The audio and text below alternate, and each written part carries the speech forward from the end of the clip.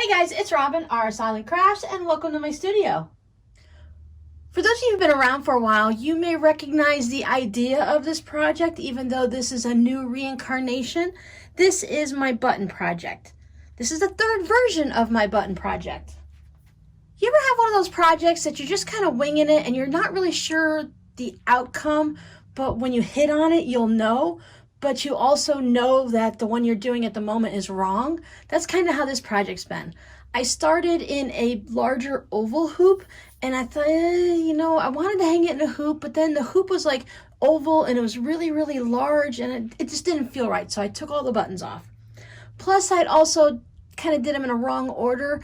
Some of you had shared some of these larger buttons with me, but I'd already had smaller buttons down, and if I'd have put the larger ones on, it would cover the smaller ones, blah, blah, blah, blah, blah. You kind of, I would have had to start over on that one anyways. So then I went to a quilted wall hanging. And I thought, oh, that's going to be fun. I can incorporate some embroidery stitches, some sashiko, and then some buttons and beads and all that. But that didn't work either. So I happened to be wandering around Michael's one day. Now, I purchased these products several months ago, and I just haven't had a chance to get back to this project.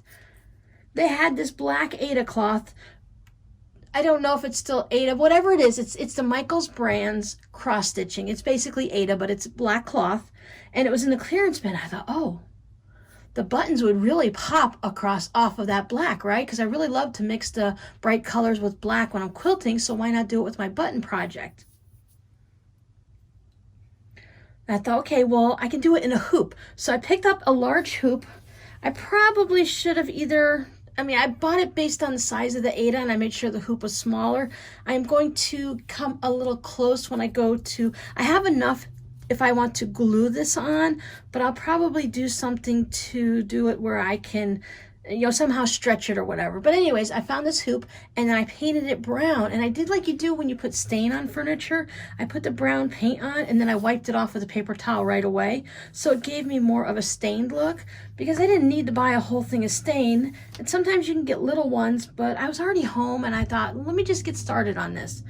Brown paint worked perfectly well. It did exactly what I wanted it to do. And I'm sewing down my buttons. I am using...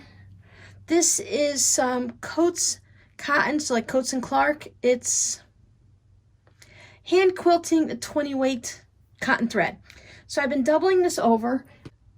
When I worked on this project previously, I used embroidery floss to match the buttons and such, and I was putting X's on everything, and it just didn't look quite right, and I wasn't sure exactly what it was that was throwing my eyes off. I think the problem is some buttons have 4 holes and other buttons have 2.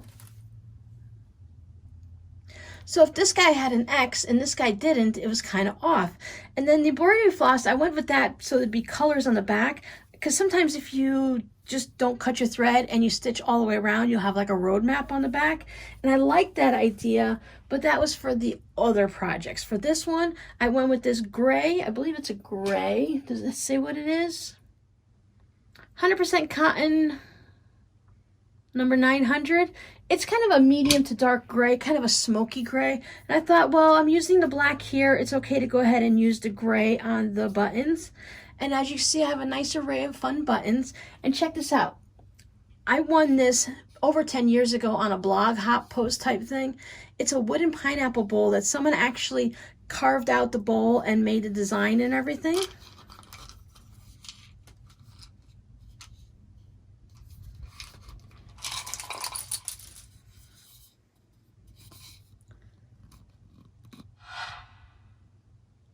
Monkey pod?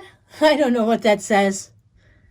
It's been such a long time ago, but I love this, and I've had like hard candies in it, and now while I'm working on the project, I put my buttons in it.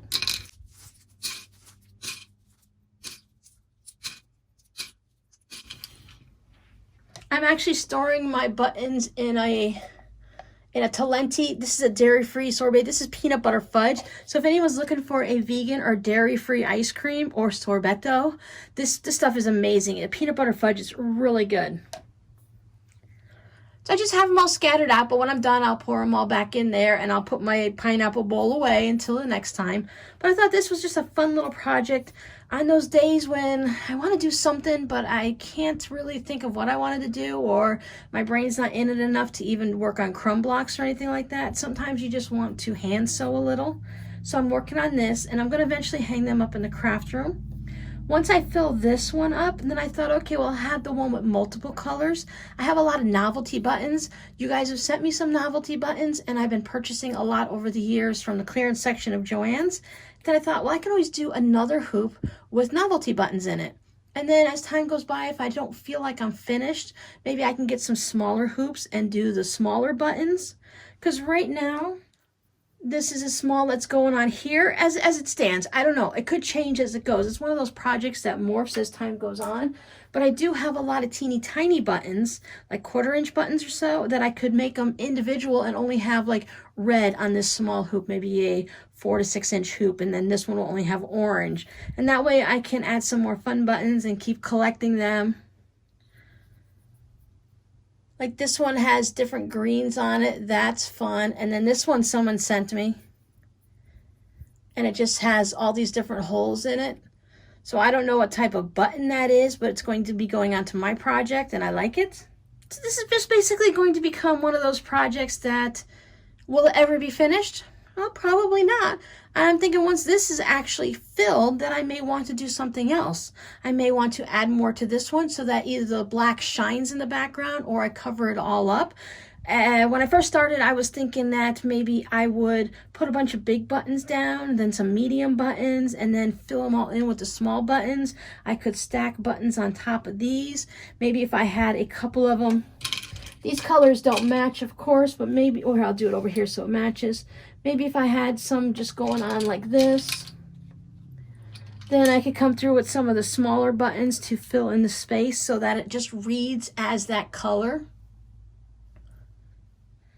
And then just fill it all in so you barely see the black, if at all. I also thought about adding some beads to it, but then I started thinking I might want to just do special projects with beads only, leave this with the buttons only, and then have the beads have their own special project. Because I really have an idea for the beads and my scrap fabric together. I want to kind of merge them, do that multi-crafting, multimedia type thing. I want to merge my scrap fabrics with some beads and embroidery. I have this scene in my head. It's been there for years and years, and I just never knew how I was going to get it out. But now that I've switched over to saving my scraps in colors, it's starting to merge. I've seen a couple projects that they had made the background out of different scrappy colors, and I thought, oh, that's when it snapped. And I'm like, okay, now I can add that and mix it with what's in my head, add the embroidery and the beads, and I think that's going to work on that project. I know I'm not telling you what the theme of that project is because I'm kind of keeping it in my head in secret for right now, because until it gets out, I want it to be more of a wow factor. So it's going to be one of the little art quilts, little wall hangings that I'm going to work on. I like letting things just ferment in my brain for a while. Unfortunately, sometimes it takes a couple years to get these ideas together, but I just slowly start purchasing things and stocking them up and just leaving them on the shelf somewhere in a drawer or whatever. And when I get to the point where I'm like, aha. So when I have that aha moment and things start to click, I don't have to worry about saving up things. So maybe I needed a whole bunch of orange buttons, or maybe I needed a whole bunch of yellow beads. If I knew I needed those and I've been collecting them over the years, when it's time for the project, then I'll already have them done. So when that idea pops into my head and actually works, then I can go ahead and start working on it and not wait until I go and find all of the different supplies I need. I can usually have a broad, hazy idea. Like if you're looking down from an airplane down at the ground and you're looking at the farmland and you can't quite see it through all the clouds, but you kind of know what it looks like down there because you see little bits and pieces. And then one day, all of a sudden, the clouds just clear away and you can see those beautiful green patchworks on the farms that look like quilts. And then your brain just goes, oh yeah, that's how we can do it. That's what I sometimes have to wait for. And then when I get the idea, I have to remember it. So that's where it comes the notebooks. Multiple notebooks. Got to write everything down, because otherwise, when the next idea comes, it's going to push that last idea out and you're going to be out of luck. So for those of you who have been asking about my button project, yep. Oh, look, I can see through it. It's all gone, and yet it's here again. So it's become something new. I I'm not a very picky person. You guys know I don't normally get very picky. I'm going to have to start adding more buttons on, and then to decide that these buttons are facing up and then these buttons are off to the side. Right now, that bothers me. Will it always bother me? I think once I add more buttons on and they're all going in different directions, so that's all of a mix mash of it, then I don't think it's going to bother me as much, because it's more about the color than the holes in which way everything's pointed. And none of them are connected. Everyone has been sewn on individually, so there's no strings anywhere else. So if these do bother me later on, I can always change them. But for now, the next time when I come to put more buttons on, I like to lay a few out. I like to, look at this huge guy here. Maybe he can go in the center. And I kind of picture red to be in the center. But I can always come along and decide, you know, I like to lay them out, pick a couple different colors, figure out where they're going to go and stuff like that, and then I start sewing them all down. So it'll probably be a really long time before you see this again. You may see it sometime next year. Depends on how much time I actually get to work on it. I'm going to have to put it away safely somewhere. At one point I lost it for a while, but obviously I found it again, so everything's good. I'm sure it'll show up sometime or another next year on the videos here, maybe on a Whip It Wednesday or something, or I'll sit down and sew some buttons on while chatting with you guys. But until then, I'm going to put everything back into my little ice cream bucket. These things are great. They're nice and sturdy. I wish I could take, you know, they're pretty smart. It's on here. I don't know if there's a way to get it off. I don't think there is, but it's okay. I'll just go ahead and put the buttons in and let the colors shine through. And if it has writing on it, it has writing on it. So do you guys have one of these projects that has changed so many times over the years? Each time you just rearrange it until it no longer looks like what you started with? Do you have one of those projects that just gets stuck in your head and you just can't get it out? Let us know down below in the comments. Thanks for hanging out with me in my studio, and I'll see you guys in the next video. Bye!